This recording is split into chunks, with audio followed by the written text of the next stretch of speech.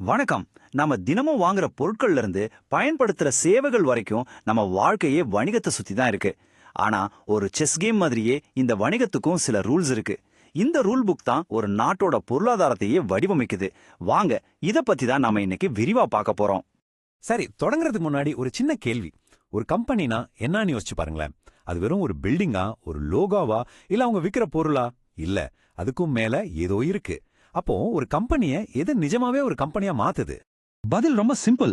ஒரு கம்பெனிங்கிறது அடிப்படையில வெறும் ஒரு ஐடியா தான். அந்த ஐடியாவுக்கு சட்டப்பூர்வமா ஒரு உயிர், ஒரு வடிவம் கொடுக்கிறது ஒரு ரூல் புக் தான். அந்த ரூல் புக் தான் சட்டம். இப்போ நம்ம முதல் பகுதிக்குள்ள போலாம். அதாவது ஒவ்வொரு பிசினஸும் எந்த அடிப்படையில இயங்குது, அதோட சட்டப்பூர்வ டிஎன்ஏ என்னங்கறத நம்ம பார்க்க போறோம்.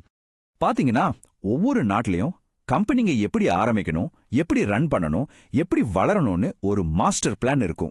இது சும்மா ஒரு அட்வைஸ் கிடையாது. இது சட்டங்களால உருவாக்கப்பட்ட ஒரு தெளிவான, உறுதியான கட்டமைப்பு.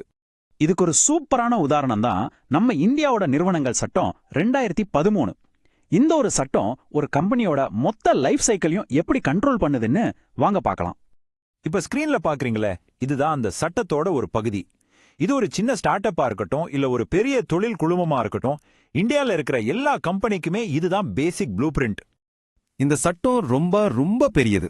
ஒரு கம்பெனி தன்னோட வாழ்நாள்ல என்னெல்லாம் செய்யுமோ கிட்டத்தட்ட எல்லாத்தையுமே இது கவர் பண்ணிடும். ஆனா பயப்படாதீங்க, நாம இதை சிம்பிளா உடைச்சு பார்க்கலாம். இந்த பிரம்மாண்டமான சட்டத்தை ஒரு கம்பெனியோட வாழ்க்கை பயணமா நாம 4 ஸ்டேஜா பிரிக்கலாம். முதல் ஸ்டேஜ் பிறப்பு. அதாவது ஒரு கம்பெனி சட்டப்படி எப்படி உருவாகுது. ரெண்டாவது வளர்ச்சி. பணம் எப்படி திரட்டுறது, பிசினஸ் எப்படி பெருசு பண்றதுங்கிறதுக்கான ரூல்ஸ்.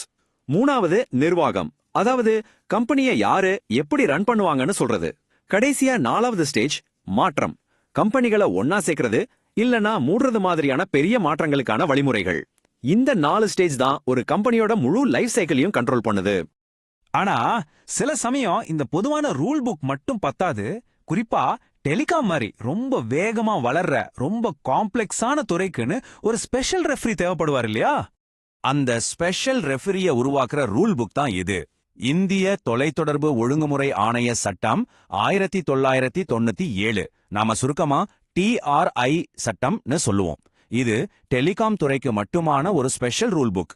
ட்ரை மாதிரி இருக்கிற அமைப்புகளை துறை சார்ந்த ஒழுங்குமுறையாளர்னு சொல்லுவாங்க. சிம்பிளா சொல்லணும்னா கிரிக்கெட் மேட்சுக்கு அம்பையர் மாதிரி. ஒரு குறிப்பிட்ட ஃபீல்டுல விளையாட்டு நேர்மையா நடக்குதா, கஸ்டமர்ஸோட நலன் பாதுகாக்கப்படுதா, அந்த துறையை சரியா வளருதான்னு பாத்துக்கிறது தான் இவங்களோட வேலை. அப்போ இந்த டெலிகாம் அம்பையரோட முக்கியமான வேலைங்க என்னென்ன? ஒன்னு, நமக்கு அதாவது கஸ்டமர்ஸ்க்கு நல்ல சர்வீஸ் குவாலிட்டி கிடைக்கிறத உறுதி செய்யறது. 2, சேவை வழங்குற கம்பெனிகளுக்கு நடுவுல ஒரு ஃபேர் காம்படிஷன் இருக்கிறத பாத்துக்கிறது. 3, டெக்னாலஜிக்கு தேவையான ஸ்டாண்டர்ட்ஸை செட் பண்றது. அப்புறம் ரொம்ப முக்கியமா ஸ்பெக்ட்ரம் மாதிரி நாட்டுக்கு சொந்தமான சொத்துக்களை சரியா நிர்வகிக்கிறது. இதெல்லாம் தான் அவங்களோட மெயின் வேலை. சரி, இப்ப நாம இந்த 2 ரூல் புக்கையும் ஒப்பிட்டு பார்க்கலாம். ஒன்னு ஜெனரல் ரூல், இன்னொன்னு ஸ்பெசிபிக் ரூல். ரெண்டுக்கும் வேற வேற வேலை இருக்கு. இந்த 2 சட்டத்தையும் பக்கத்துல பக்கத்துல வச்சு பாருங்களேன். இடது பக்கம் இருக்கிற கம்பெனிகள் சட்டம் ஒரு பெரிய காடு மாதிரி, எல்லா மரத்துக்கும் அதாவது எல்லா கம்பெனிக்கும் பொதுவானது. ஆனா வலது பக்கம் இருக்கிற TRA சட்டம் அந்த காட்டுக்குள்ள இருக்கிற ஒரு குறிப்பிட்ட வகை மரங்களை மட்டும் பாத்துக்கிற மாதிரி, அதாவது டெலிகாம் துறைக்கு மட்டுமே. இன்னும் சிம்பிளா சொல்லணும்னா கம்பெனிகள் சட்டம் இந்தியாவுல இருக்கிற எல்லா கம்பெனிக்கும் பொருந்தும். அதோட ஃபோக்கஸ் எல்லாம் கம்பெனிக்கு உள்ள என்ன நடக்குதுங்கிறதுல தான் இருக்கும். ஒரு கம்பெனினா என்ன அப்படிங்கறத அது சொல்லும். ஆனா ட்ரை சட்டம் அது டெலிகாம் துறைக்கு மட்டும்தான். அதோட ஃபோக்கஸ் கம்பெனிக்கு வெளியில மார்க்கெட்ல எப்படி நடந்துக்கணுங்கிறதுல இருக்கும். ஒரு டெலிகாம் கம்பெனி எப்படி நடந்துக்கணும்னு இது சொல்லும். புரியுதா வித்தியாசம்? சரி, இதெல்லாம் ஓகே. ஆனா இந்த 2 விதமான சட்டங்களும் எதுக்கு இவ்ளோ முக்கியம்? இது ரெண்டும் சேர்ந்து எப்படி ஒரு நல்ல நிலையான பொருளாதாரத்தை உருவாக்குதுன்னு இப்ப பார்க்கலாம். முதல்ல கம்பெனிகள் சட்டம் மாதிரி பரந்த சட்டங்கள், இதுங்க தான் எல்லா பிசினஸுக்கும் ஒரு பொதுவான ஸ்டேபிளான அடித்தளத்தை கொடுக்குது. இதனாலதான் இன்வெஸ்டர்ஸ், வேலை செய்யறவங்க, கஸ்டமர்ஸ்னு எல்லாருக்கும் ஒரு நம்பிக்கை வருது. ஓகே, சிஸ்டம் இப்படிதான் வேலை செய்யும்னு ஒரு கணிக்க முடியுது.